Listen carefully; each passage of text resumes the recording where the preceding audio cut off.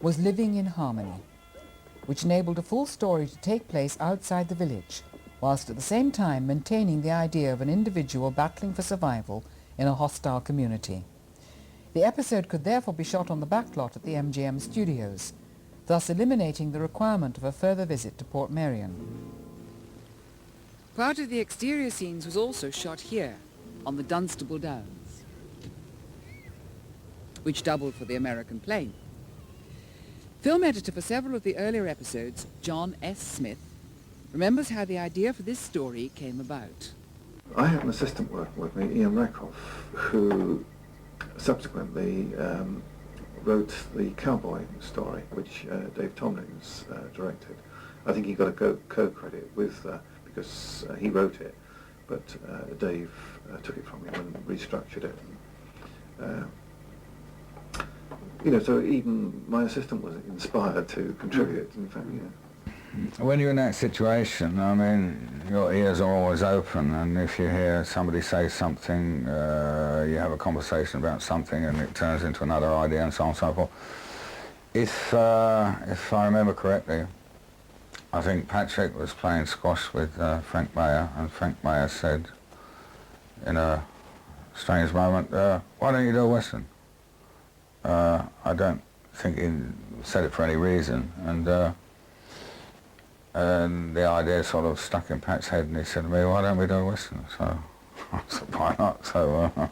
So I sat down and sort of wrote an idea for it, based upon, it was a parallel with the sort of prisoner theme anyway.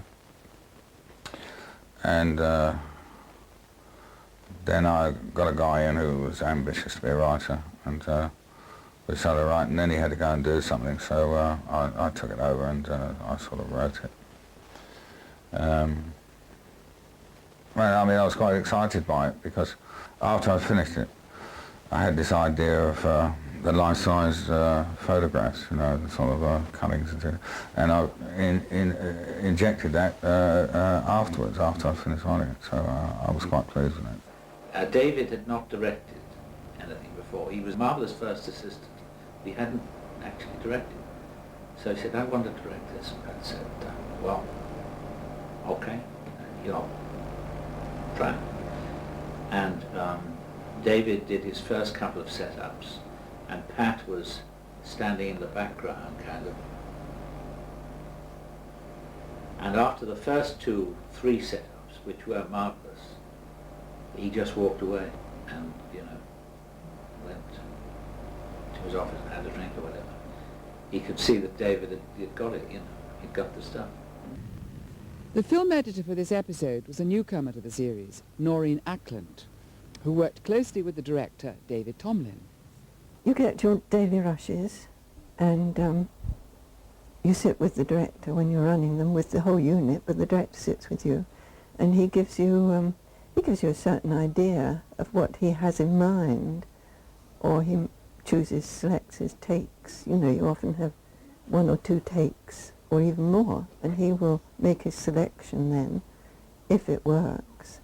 And then you take it away and you cut it the way that you see it and feel it, having read the script, and the way that the film becomes alive once it's shot.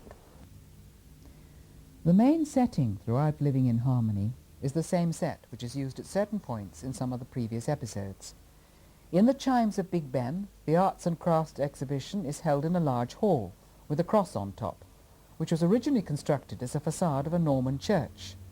This is used again in the Schizoid Man, where it is known as the Recreation Hall. In A, B and C, number 6 pushes open the doors of this building before entering the French Street, where he unmasks D. This hall was later redressed by the late Jack Champagne as the Silver Dollar Saloon in Harmony Town.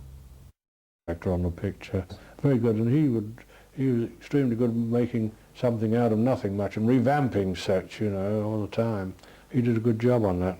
In fact, all the technicians were good, you know, lighting cameraman and everybody, you know, you can think of. And being up at MGM, we had all tip-top facilities, you see. Great shame that's gone, that studio, there you are. And there again, you see, we did a lot of this handheld stuff.